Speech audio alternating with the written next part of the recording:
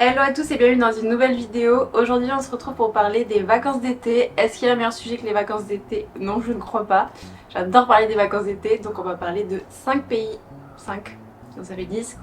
On va parler de 5 pays où aller cet été en voyage. J'ai donc sélectionné 5 destinations avec comme critère le soleil ou du moins la chaleur. Et pour moi l'été rime aussi avec la mer ou l'océan. J'aime bien aller dans des destinations où il y a un accès à l'eau, où après une journée de visite on peut aller se baigner. Profiter de la plage, du bruit des vagues, aller prendre un dîner coucher de soleil sur la plage, c'est toujours très agréable. Bon, c'était dur de me restreindre à seulement 5 destinations parce que même rien que sur le continent européen il y a quand même pas mal de destinations pour l'été. Mais sinon la vidéo elle durait 3 heures, donc je me suis concentrée sur 5 pays, mais vous allez voir il y a plein de destinations dans chaque pays. Je voulais pas vous donner une seule ville dans le pays ou un seul village parce que souvent moi quand j'organise un voyage on fait souvent plusieurs points, plusieurs étapes. Après ça c'est à vous de voir, si par exemple vous avez le temps de faire qu'une ville, de visiter qu'une ville, vous pouvez en sélectionner qu'une parmi toutes celles que je vous propose, et sinon je vous donne plusieurs options, donc c'est en fonction de vos goûts, si vous préférez plus le côté mer, le côté ville, le côté petit village, vous verrez. Si vous ne me connaissez pas, moi c'est Nina, je parcours le monde depuis petite. La passion du voyage m'a été transmise par mes parents, donc je voyage depuis petite. Et maintenant ça fait plusieurs années que j'ai créé mon blog voyage smilingandtraveling.com où je partage mes récits de voyage, des conseils voyage, et donc il y a les réseaux sociaux qui vont avec, dont ma chaîne YouTube et Instagram, vous pouvez me suivre. Actuellement je voyage et je travaille en ligne, ce qu'on appelle digital nomade, et je suis donc actuellement en Asie. Donc n'hésitez pas à suivre mes aventures sur cette chaîne, sur Instagram et sur le blog. Voyager en Europe, il y a des pour et des contre, donc au niveau des avantages, c'est l'idéal au niveau du climat, même si, si vous aimez la chaleur, sinon c'est peut-être pas l'idéal. Les mois de juillet et août, c'est clairement les meilleurs mois pour profiter des activités en extérieur, profiter de la mer, de la plage. Au niveau de l'accessibilité, c'est pas loin. On peut y aller soit en quelques heures d'avion. Il y a des destinations où on peut aller même en voiture, en train ou en bus. Donc ça c'est pratique. Vous n'avez pas à consacrer 2 jours, un jour pour aller dans le pays, un jour pour repartir du pays si vous allez donc sur d'autres continents plus lointains où il y a aussi un décalage horaire, où il faut un petit peu de temps pour se remettre du décalage horaire. Là, dès que vous arrivez, vous êtes opérationnel pour partir découvrir le pays ou la ville. Il y a de très beaux paysages en Europe, c'est très varié, il y en a donc pour tous les goûts et toutes les générations aussi, parce que si vous partez en famille, il en faut un petit peu pour tout le monde. Par contre, il y a aussi des inconvénients, j'en vois surtout deux. Le souci principal, c'est le prix, les prix qui flambent en été, qui doublent, qui triplent parfois, notamment au niveau des villes côtières, où là, c'est des endroits qui sont très demandés, donc plus il y a de demandes, plus les hôtels vont augmenter les prix, donc surtout les logements qui augmentent. Et deuxième inconvénient, c'est l'affluence. Il y a beaucoup de monde en Europe l'été, puisque la plupart des pays européens prennent leurs vacances à ce moment-là, en juillet ou en août. Donc idéalement pour l'Europe, il faut s'y prendre à l'avance, comme ça vous aurez un, plus de choix, et deux, vous paierez moins cher. Les pays, vous les connaissez sûrement, mais je vais essayer de creuser un peu plus dans le pays pour vous donner des idées de destination dans le pays et vous faire plusieurs propositions. Donc comme ça, après, vous n'aurez plus qu'à préparer votre voyage. Dans cette vidéo, je vous propose des pays où je suis déjà allée pendant la saison estivale ou bien où j'aurais envie d'aller pendant les mois de juillet et août. C'est des destinations donc, que je pourrais totalement faire en été. Donc ça va dépendre des goûts de chacun, mais si vous aimez la mer et le soleil, normalement ça devrait vous plaire. On commence tout de suite avec la première destination, j'ai nommé la Grèce. Pour moi c'est vraiment la destination parfaite pour partir en été, la Grèce. Alors vous allez voir, il y a plusieurs choix en Grèce, mais d'abord on va voir 4 bonnes raisons de partir en Grèce. Je précise, si vous me voyez regarder en bas, c'est pas que j'ai pas envie de vous regarder, c'est que j'ai l'ordinateur en dessous, je me suis fait une liste pour ne rien oublier et vous partager toutes les informations. Première raison d'aller en Grèce, c'est la gastronomie avec des produits frais. La gastronomie grecque est délicieuse, je pense notamment à la salade grecque avec la feta, avec l'huile d'olive, les gyros, les tzatziki, les desserts, les baklava, enfin on se régale en Grèce. Deuxième bonne raison, les paysages qui sont absolument magnifiques en Grèce. J'ai envie de vous dire, peu importe où vous allez trouver quand même de beaux paysages en Grèce. Il y a des plages de sable fin, il y a des criques, il y a de l'eau turquoise à souhait, il y a des falaises, il y a des petits villages avec des maisons blanches et des chapelles avec des toits bleus, là vraiment le paysage de Grèce. Troisième bonne raison d'aller en Grèce, l'hospitalité des Grecs. On se sent bien en Grèce, on se sent accueilli, donc ça fait toujours plaisir. Dernière bonne raison, même si je pourrais en énumérer d'autres, et évidemment je pense à l'histoire de la Grèce. Vous pourrez visiter de nombreux sites antiques en Grèce qui retracent l'histoire du pays. Ensuite, maintenant on va voir les endroits où aller en Grèce. Donc je me suis dit que j'allais structurer la vidéo comme ça, les bonnes raisons pour aller dans chaque pays et les endroits. Comme ça je vais vous parler des différents endroits, parce qu'évidemment il y a plein d'endroits dans un pays. où vous pouvez aller pour votre voyage cet été. Je vais vous donner les noms, je vais essayer d'intégrer quelques images comme ça vous avez un aperçu si je trouve des images libres de droit. Les destinations où je suis allée, je mettrai mes images, mais sinon je mettrai des images qui sont libres de droit. Comme ça vous donne un aperçu de l'endroit et ensuite après vous pourrez faire vos petites recherches de votre côté. Donc en Grèce, il y a plein de destinations où vous pouvez aller, je vais vous en citer quelques-unes. On commence avec les îles Ioniennes qui sont clairement un petit paradis pour les vacances d'été. Elles sont situées à l'ouest de la Grèce continentale. Donc les îles Ioniennes, c'est un bon choix si vous aimez la détente, la nature, la découverte. Parmi les îles Ioniennes les plus connues, on peut citer Corfou. Corfou, je crois que c'est la plus connue. Enfin, en tout cas, moi, c'est celle que je connais le plus parce que mes parents sont allés à Corfou et ils ont eu un coup de cœur. Ils n'arrêtent pas de nous parler de Corfou, donc j'en entends beaucoup parler de Corfou. C'est aussi la plus grande des îles Ioniennes. Il y a des beaux paysages, il y a des plages, il y a une riche histoire aussi sur l'île de Corfou. L'idéal, c'est de louer une voiture et de s'y balader. Ensuite, il y a l'île de Zakynthos avec de l'eau turquoise à souhait et des falaises magnifiques. J'essaie de vous mettre une image pour que vous ayez un aperçu et je suis sûre que ça va vous donner envie d'y aller si vous ne connaissez pas encore. Et je vais vous donner une troisième île, mais il y a d'autres îles ioniennes, c'est Céphalonie. Donc Céphalonie, c'est une île montagneuse avec de superbes plages. Il y a aussi des grottes marines accessibles en bateau. Donc si vous aimez bien la rando, la nature, c'est un bon choix. Ensuite, autre région de Grèce, si je vous dis Santorin, je vous parle des Cyclades, mais il n'y a pas que l'île de Santorin dans les Cyclades. C'est l'archipel emblématique de la Grèce. Donc là, on est à l'est de la Grèce continentale. Et quand on pense aux Cyclades, on pense à l'architecture emblématique des Cyclades avec les villages blancs, les villages avec des maisons aux façades blanches, les petites chapelles avec les toits bleus azur. Enfin, ça fait vraiment la carte postale grecque.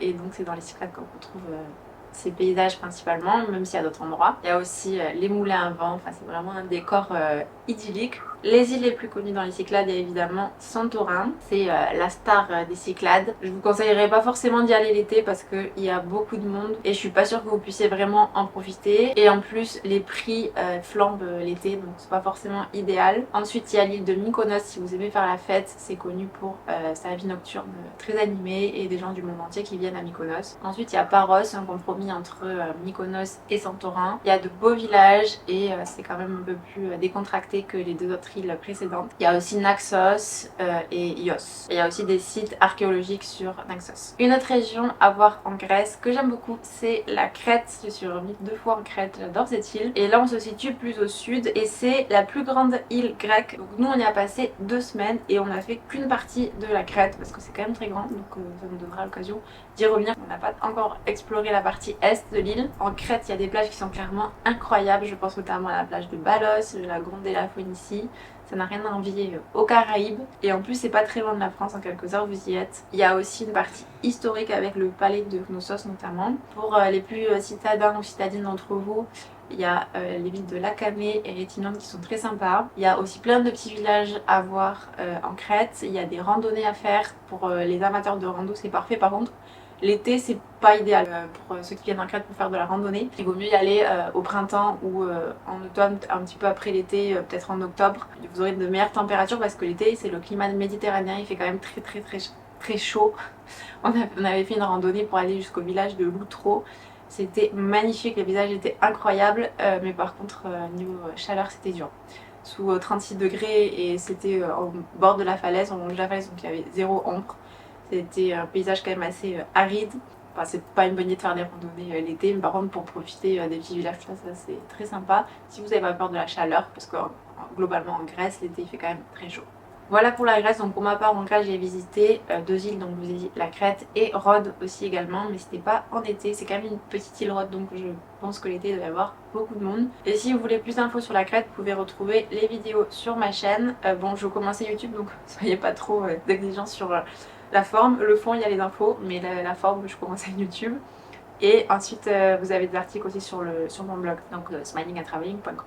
Deuxième destination où partir cet été, j'ai pensé à l'Albanie. L'Albanie qui commence à être de plus en plus connue, mais qui jusque-là n'était pas très prisée par les touristes. Mais il y a de très beaux paysages en Albanie. D'ailleurs, je vais vous donner 4 bonnes raisons, voilà, de faire avec les deux mains, 4 bonnes raisons d'aller en Albanie.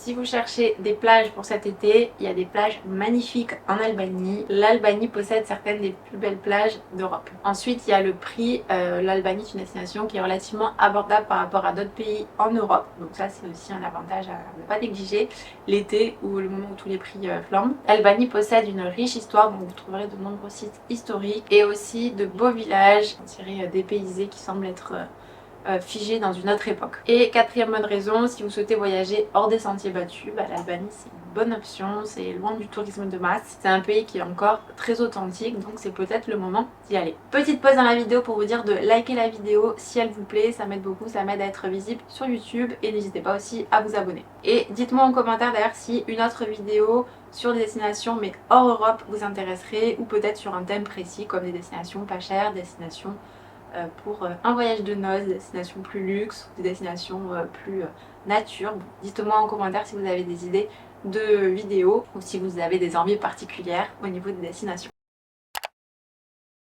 Premier endroit où aller en Albanie, la Riviera albanaise qui est située au sud du pays avec des plages magnifiques. Vous y trouverez des eaux turquoises, de beaux petits villages pittoresques. Dans les incontournables de cette région, nous avons plusieurs plages. Excusez-moi pour la prononciation des plages, d'ailleurs je vais les lire en même temps parce que je ne vais pas m'en souvenir. Il y a la plage de Ksamil, je vais vous les écrire en même temps comme ça vous les aurez. La plage de Dermi et la plage de Gjipé.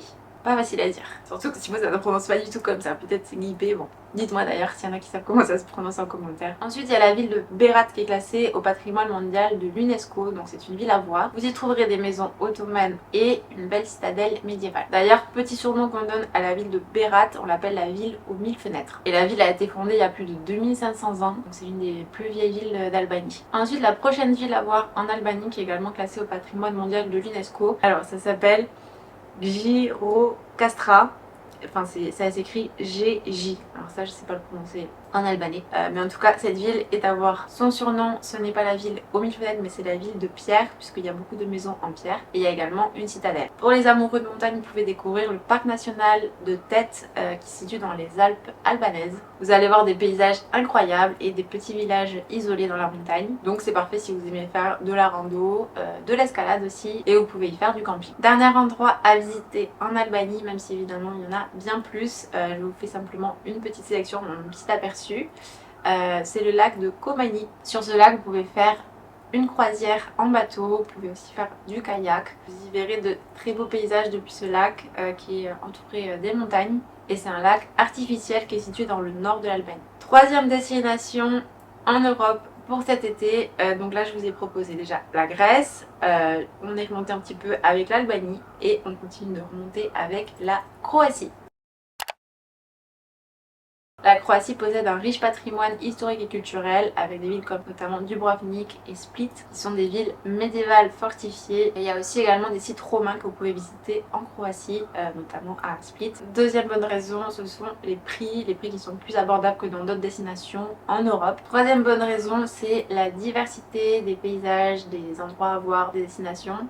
Il y en a un petit peu pour tous les goûts en Croatie. Vous allez pouvoir visiter des parcs nationaux avec de magnifiques cascades, des lacs, des montagnes, mais aussi de belles plages, des petites îles et évidemment, donc comme je vous ai dit avant, des villes historiques et des petits villages. Quatrième bonne raison d'aller en Croatie, c'est le climat. Il y a un climat chaud et c'est parfait donc pour profiter de la plage, pour faire des activités à l'extérieur, pour se balader, donc ça c'est très bien. Heureusement que vous voyez pas mes mains parce qu'elles sont en train de s'agiter partout comme ça, donc j'ai coupé ici, c'est parfait. Où aller en Croatie, donc je vous donne quelques idées. On commence évidemment avec Dubrovnik, qu'on appelle aussi la perle de l'Adriatique. C'est une ville moi, que j'ai visitée il y a quelques années et qui est assez unique puisque c'est une ville donc, qui est fortifiée au bord de la mer. C'est une belle ville à voir de l'intérieur mais aussi d'un point de vue où vous voyez les remparts de la ville, c'est très joli à voir. Elle est classée au patrimoine mondial de l'UNESCO. D'ailleurs, Dubrovnik est l'un des lieux de tournage de Game of Thrones. Et maintenant, il existe des visites guidées autour de Game of Thrones. Vous pouvez voir donc les lieux de tournage, comment ils ont été aménagés, etc. Donc ça peut être intéressant si vous avez vu Game of Thrones. Je vous mets les infos en description. Ensuite, à voir en Croatie, il y a Split, c'est la deuxième plus grande ville de Croatie. L'idéal si vous venez en Croatie, c'est de louer une voiture et de se balader en voiture. Et donc à Split, il y a un palais romain et un centre historique à voir. Ensuite, on continue avec les villes et on continue de remonter vers le nord. Donc après Split, il y a Zadar qui est très connu pour son orgue marin. C'est assez unique à voir, en fait ça joue de la musique avec les vagues. Donc à voir si vous venez à Zadar. Ensuite il y a Ashvar, je sais pas trop comment ça se prononce, mais c'est une petite île très sympa à voir avec de jolies plages, il y a des vignobles, il y a de la lavande, donc c'est très sympa à faire si vous venez en Croatie. Et enfin, je vous parlais des lacs, des cascades, etc. Il y a le parc national de Plitvice qui est absolument à voir en Croatie, où il y a, il me semble, 16 lacs en cascade et des chutes d'eau magnifiques, donc c'est vraiment à voir si vous venez en Croatie, surtout l'été, ça sera agréable. Je suis pas sûre qu'on puisse baigner, mais bon, avec être entouré de végétation, d'eau et tout, c'est quand même rafraîchissant plutôt que de marcher dans des villes. Donc ça, vous pouvez y aller en voiture si vous avez loué une voiture, sinon il y a des excursions qui partent directement de Split ou d'autres villes. J'essaierai de vous trouver les infos et de vous les mettre en description. Donc là, je vous ai cité les incontournables en Croatie, mais il y a évidemment d'autres régions, d'autres villes, d'autres villages à voir en Croatie. Quatrième destination où aller cet été, j'ai nommé l'Espagne. Voilà, il vaut mieux que je dise pays parce qu'il y a quand même plein de destinations dans ce pays et c'est mon pays, un de mes pays préférés. Bon, l'Espagne ne pouvait pas manquer dans ce tour d'horizon des destinations estivales. Depuis petite, je vais presque chaque été en Espagne, sauf là ces dernières années où je suis en Asie, c'est un peu plus loin pour aller en Espagne. Comme je suis du sud de la France, de Toulouse, enfin pas loin de Toulouse, je peux y aller en quelques heures en voiture. 4 bonnes raisons d'aller en Espagne. Enfin non, du coup il y a 5 bonnes raisons parce que j'aime trop l'Espagne donc j'ai pas su choisir.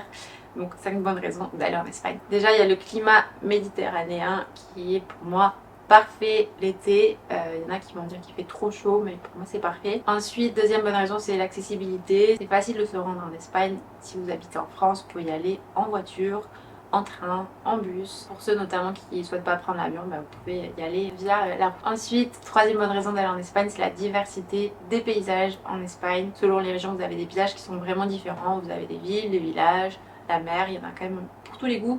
Vous avez des petites criques aussi. Moi, l'été, j'aime bien aller dans les petits villages et les petites criques. Je préfère aller dans les terres que sur les plages les plus connues qui sont bondées. Vous avez aussi les montagnes des Pyrénées. Vous avez des îles aussi, avec des îles volcaniques. Donc normalement vous trouverez forcément un endroit qui vous correspond. Ensuite il y a la culture, la fête, la vie nocturne qui est assez animée. L'Espagne est réputée pour sa culture festive. Donc c'est parfait pour un été où on a envie de faire la fête, où on a envie de profiter des dîners tardifs, de se balader sur la plage le soir. C'est toujours animé le soir en Espagne. Et cinquième bonne raison, mais honnêtement je pourrais continuer encore longtemps, c'est la cuisine en Espagne que personnellement j'adore. Par contre si vous faites un régime, vous faites attention à ce que vous mangez, c'est peut-être pas la bonne destination parce que c'est quand même assez gras. Je pense notamment évidemment à la charcuterie en Espagne, les tapas.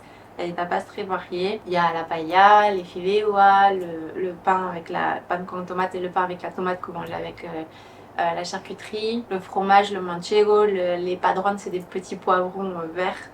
De parler de tout ça, ça me donne trop faim. Bon, moi j'adore, après ça dépend des goûts. Et du coup, une autre raison qui est liée à ça, c'est le prix aussi. Vous pouvez trouver des menus en Espagne beaucoup moins chers qu'en France, avec entrée, plat et dessert. Vous pouvez trouver des menus entre 13 et 16 euros facilement en Espagne.